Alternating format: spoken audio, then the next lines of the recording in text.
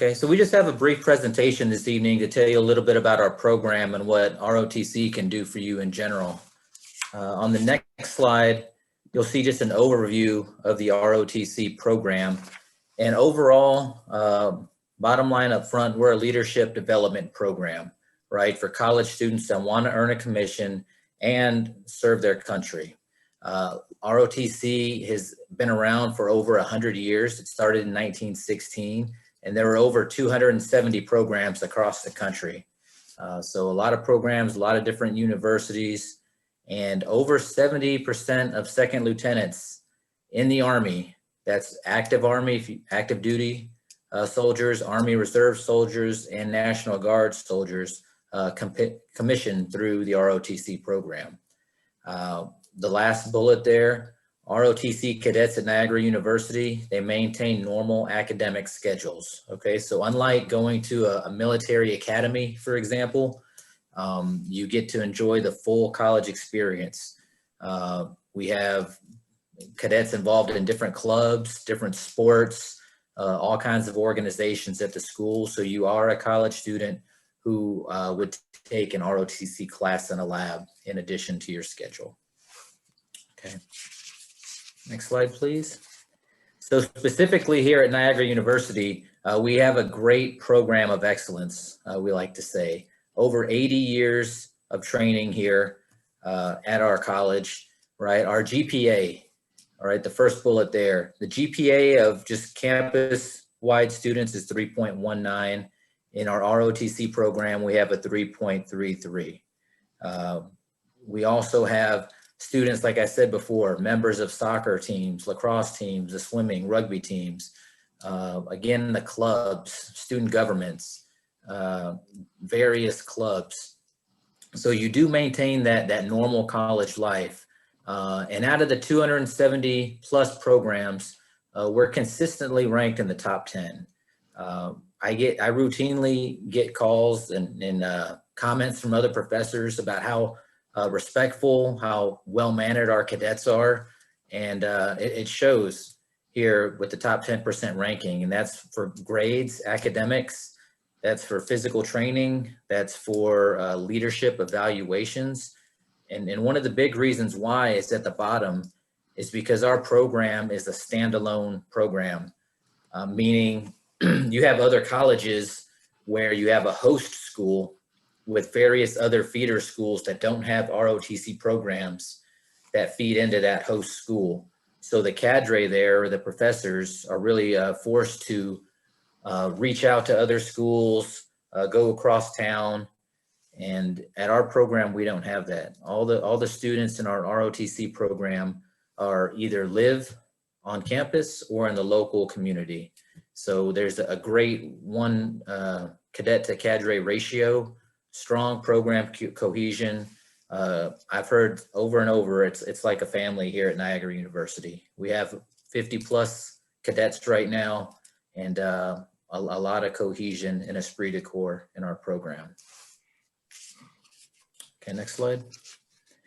So these are some things that you can expect to do with our program. So I teach the freshmen right now, freshman level curriculum, and they love to do training, especially during this COVID environment. There was so much feedback that we've gotten over this last fall semester. With the COVID restrictions, we can still go outside and safely train and get outdoors and do all the things that we like to do. So here are a couple of pictures. We do ropes courses, we do rappelling. The middle pictures there are from Fort Drum, where we go and we train on their obstacle courses and their confidence courses, and a couple leader-based scenarios where you have to work as a team and you're put in charge. You have to come up with a plan and implement that plan. And we're really looking for, we're developing those critical thinking skills, those agile, adaptive leaders. How can you adapt to this situation? Can you work as a team? Team building exercises is what we like to focus on a lot of the times.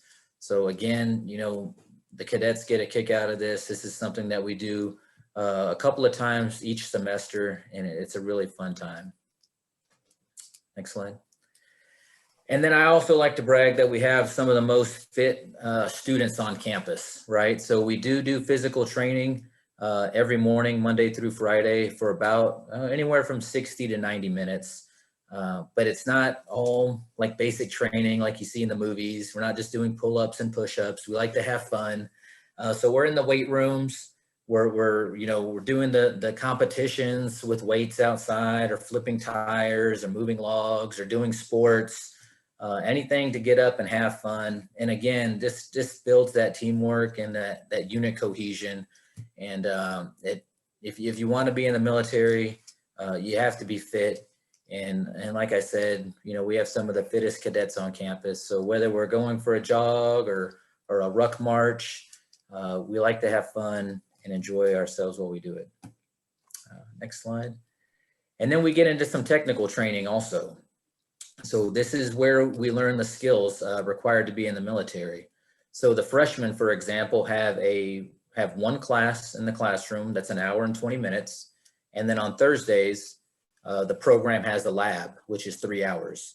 And that's where you do your hands-on approach to what you're learning. So for example, land navigation or orienteering, moving from location A to location B. I can teach you how to do that in the classroom. And then on Thursdays during our lab, we have 15 acres of woodland field there on campus, and we get to go apply what you learned outside. So again, the cadets love doing this. They're skills that they could use, whether it's, again, the orienteering, basic first aid, weapons training, water survival training. And yeah, there are the helicopters right there. We generally get a helicopter every year to take our cadets up and, go over Niagara Falls one time and just spin around in the air. But this technical training is something that you carry forward with you that you could use, beyond college. So the kids enjoy it, and it's a good time. And then the last type of training we have are for our contracted cadets. So once you make a commitment to our program and contract in, we have two different schools. You can go to the U.S. Army Air Assault School, which is really rappelling out of the helicopters, right? That's at Fort Drum. And then you have the U.S. Army Airborne School, which is jumping out of the airplanes, right? And that's normally at Fort Benning, Georgia. And this gives the cadets an opportunity, again, to train on a military installation with other active duty Reserve National Guard soldiers, and the badges that they earn for completing these schools, they get to keep permanently on their uniforms. So this is just yet another training opportunity to really build these leaders. So all these different types of training encompassed with the curriculum that you learn in the classroom really will set you apart as a leader, not only just in the school, but also out in life beyond college. Next slide. I'll turn it over to you, Sean. Good. Thank you, sir. Mm-hmm. Yeah, at Niagara University, at least 70% of our cadets are on Army ROTC scholarships. And that's anywhere from a 2-year scholarship to a 4-year scholarship. Traditionally, many of the ROTC programs have no more than 50 to 60% of their students on scholarship. So that shows you the quality of our cadets, both academically, physically. They meet all the standards to achieve that goal of obtaining an ROTC scholarship. The ROTC scholarships at Niagara University pay the full tuition, which currently is about $34,000 a year.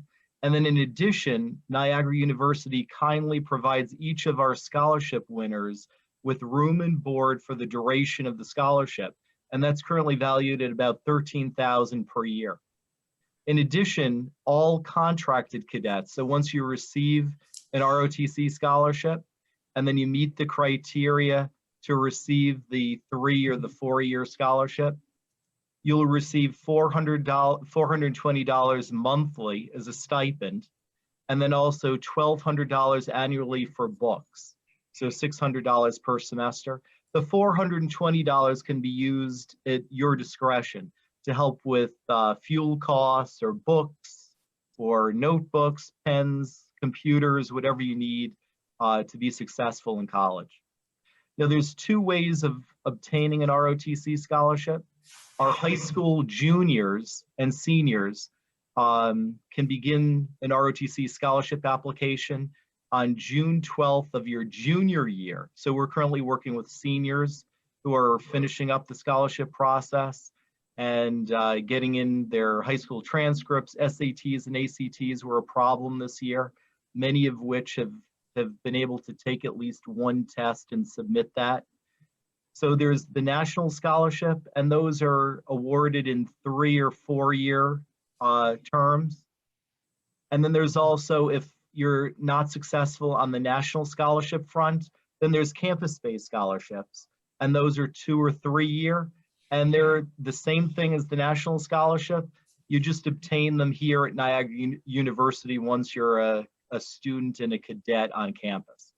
Next slide, please. This slide shows the 3 criteria that we're looking for to be successful as a cadet and also successful in obtaining an ROTC scholarship. So we look at everyone in the terms of scholar, athlete, leader. So you'll hear that if you're applying to the military academies too, they look at the same 3 criteria.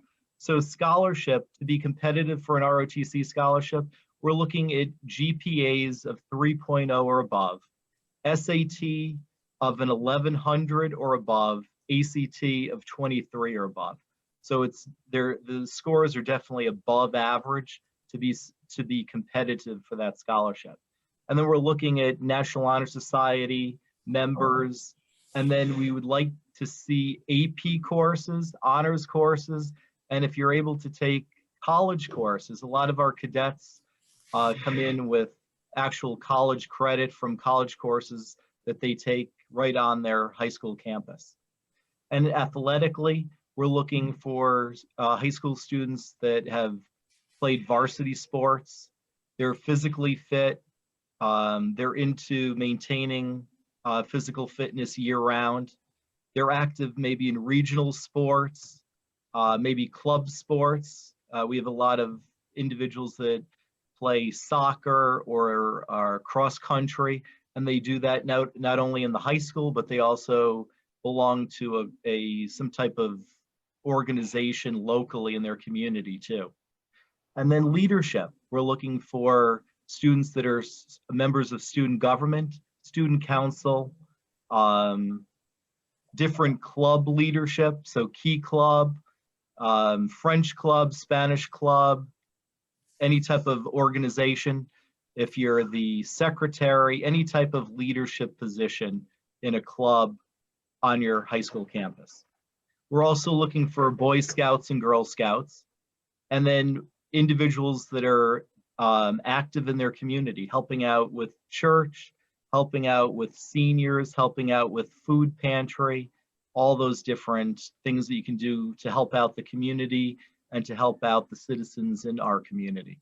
And then finally, if you can get into Boys State and Girls State, Boys and Girls State, as an 11th grader, you can communicate with your guidance counselor or the American Legion, and they can provide you with information and where to get the application for Boys State and Girls State. This year, due to COVID, last year it was canceled, last summer for the first time in history.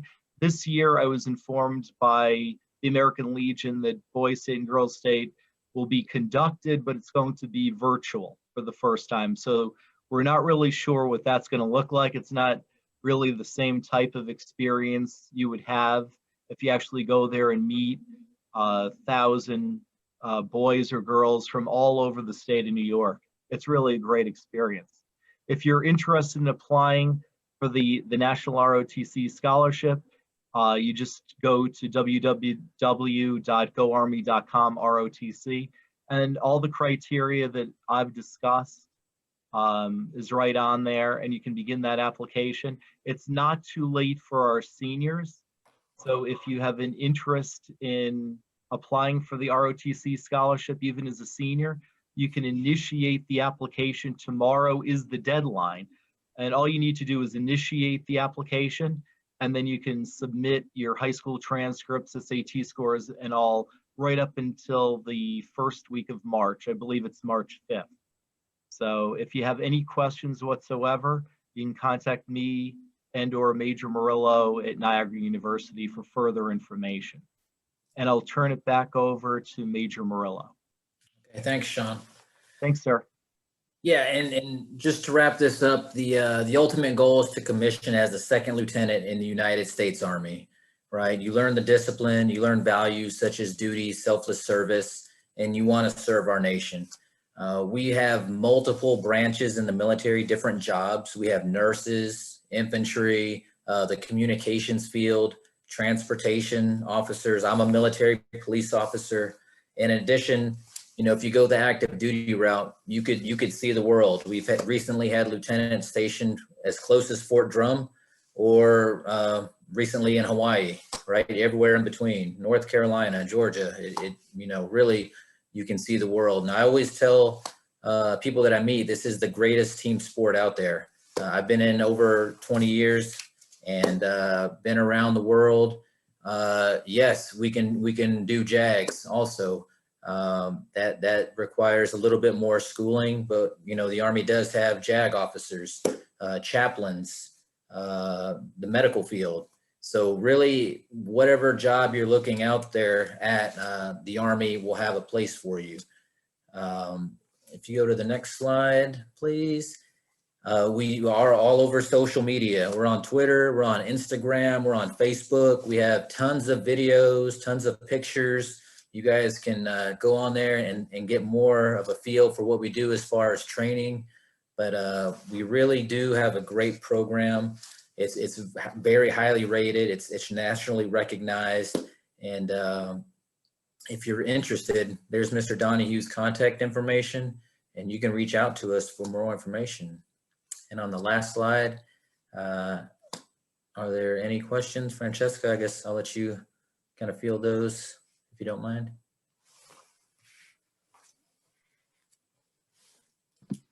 Unmute myself. Okay. How do I apply for a scholarship? I think we kind of answered that question a little bit before. And then does the Army have, oh, you answered the JAGS question as well. Mm-hmm. So yeah, are there any other questions that you guys have? I will actually go ahead and put that email in the chat box, just so that I got that right? Hopefully I got it. Yes. Yeah. Okay, perfect. So if there are any questions, of course, you can kind of gear them towards that email address. But yeah, and also you check out our website. You know, they have an ROTC website that you can get to from our general one, which has a lot of great information. Another question, I won't have my SAT scores before the 5th of March. Is there a specific, because for admissions to Niagara, it's not necessary, you don't need it, but if you want to go ahead and take that one. Yeah, well, because of the issues surrounding COVID, and a lot of the students were not able to take the SAT and ACT, especially in Western New York. For some reason, we were hit hard with the programs being canceled. What Cadet Command is doing is if you can't submit the scores, they're providing a basic score so that at least your application can be considered. So they're just going to provide like a basic SAT score, although you could probably do far better than the score they're giving you, but at least you can be considered for an ROTC scholarship based on your whole package. Awesome. And then it looks like another question came in. What does the class lab schedule look like for sophomore year? Yeah, so we have a really great program, and one of the reasons why we do so well as leadership development is because our program is really cadet run. And what I mean by that is the seniors oversee the program. They come up with the physical training plan, they come up with the lab training, all those training pictures they come up with. That's what they want to do. So the cadre here, we're there just to make sure everybody's safe. You know, they receive the proper guidance. We're making sure that they're operating safely and covering the material responsibly the way they're supposed to. So your freshman year, we have 4 cadre members, 4 instructors, and each year has a cadre member in charge of them. So for the freshman year, we have class an hour and 20 minutes. on Tuesdays or Thursdays, your option. And then for the sophomore year, you're learning a little bit more. So you have 2 classes for an hour a piece, Monday and Wednesday, I want to say, for an hour each. Same thing with the juniors and then the seniors. And then our lab is on Thursday, and it's a 3-hour lab, and that's where the entire program comes together and we learn from each other. Okay, so like the picture with the helicopter, how everybody was together, that was one of our lab photos. And that's really your requirement. You know, we do the PT in the morning, but it's normally 1 or 2 classes a week with the lab. And then other than that, you're just a normal college kid, you know, doing the clubs and doing the things. Awesome. And then a student saying, if I plan to go to grad school, PT school to be specific, how does this work with an 8-year commitment for school? Or is it possible? It is. If the thing is with the Army, we need individuals, medical people with medical credentials too. So if the student is interested, once they finish their 4-year degree, what the Army offers, if the student qualifies, and you'd have to have a really good GPA, especially if you're going into any type of medical field, and they offer an education delay. So what they do is they provide you with an ed delay to finish your education in whatever medical field, and then you would have that commitment after the education is completed. So they do offer that if the individual qualifies. So there's an ed delay for certain disciplines, one of which is any of the key positions in the medical field, doctors. We have nursing at Niagara University, so they don't offer it for nursing because they'll already have the bachelor's degree. And then if they want to become a nurse practitioner later on, the Army will allow those nurses that want to pursue that. They'll provide them with that opportunity later in their career, usually around the time of a captain. So there are opportunities. Awesome. And then it looks like a question was answered, but are there weekend commitments? And yes, there are a limited number of training on the weekends that come as well. Anything else? Any other questions? And we're happy to stay on the line for a few minutes if somebody wants to ask a question kind of one-on-one. Francesca, we can do that also. Absolutely. All right, well, if there are no more questions, then we'll definitely bring this to a close right here. And like you said, if there's any questions that you want to hang back and ask, please feel free to do so. But thank you so much for joining us tonight. It was very informative, so I hope that you got something from this. And like we said, if there's any additional questions, please write down that contact information, and you can always, contact your admissions counselor, and we'll get you in touch with them to answer your questions. But thanks so much, and enjoy the rest of your night. Thank you. Thank you.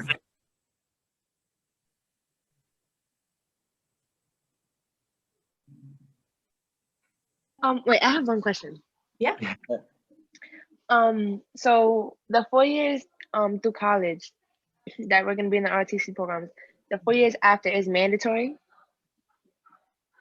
Yeah. The commitment, once you do the ROTC program and then you commission into the U.S. Army, you can commission into the active duty if you qualify. You can also go into the Army National Guard or the Army Reserve. And then you would have, if you go active duty, you'd have a 4-year commitment. Or basically it's a total of an 8-year commitment, but you do 4 years of active duty. And then if you elect, you can go into the National Guard or Army Reserve. So everyone going into the military, whether it's the Navy, the Army, the Air Force, they have an 8-year commitment to military service. But you can do it in a number of different ways, anything from active duty, Army National Guard, Army Reserve. And the Army National Guard, the difference between the Army National Guard and Army Reserve, Army National Guard has dual commitments. one to the governor of the state you live in, so Governor Cuomo, and then one to the president. So they have a federal mission and a state mission, where the Army Reserve only has a federal mission, if that makes any sense. Yeah, and Yeah. then the one thing I probably should have added earlier too is your freshman and sophomore years you don't have a commitment during those first 2 years. So you can come and try the program for a semester, see if you like it, and if you like what it's about and you like what you're learning, you could stick with it. But your first 2 years, you don't have to make a commitment. Your commitment only comes prior to your junior year, and you have to kind of decide, am I going to go this route or am I not? So that's something else to keep in mind. Right. Oh, okay, understood. Okay, thank you. Thank you. You're welcome. Have a Thank good night. Likewise. All right. you. All righty. Well, thanks for having us. Thanks for Yes, hosting. thanks a lot. was good. Absolutely. Yeah, no problem. Yeah, and this was also recorded, so we do save it afterwards. So if you want to pass it along to anyone or anything like that, then we'll have the link for you guys. Great. And then Francesca, you can get in touch with me regarding those Yes. point of contacts. Good. Absolutely. Yeah, I can send that over to you tomorrow. And if your husband is interested too, I'm sure the cadets would love, we could maybe do a Zoom with your husband about aviation. Yeah. How many aviators did we have just within the last few years, Major Murillo, that qualified? Yeah, there's a couple, I think, right? Yeah, we had a number, for a small program. Yeah. Yeah. Absolutely. Yeah, I can definitely talk to him about that. They're going through a little bit of hard time right now at the Rochester unit Right. with the helicopter crash a couple weeks ago. So Oh yeah. once they kind of work through that, I'll definitely bring it up to help you guys out. Good. Thanks Yeah. again for all your help. Okay. Of course, no problem Have at a all. good night, Have a sir. great night. Okay. Yep. Bye. Bye.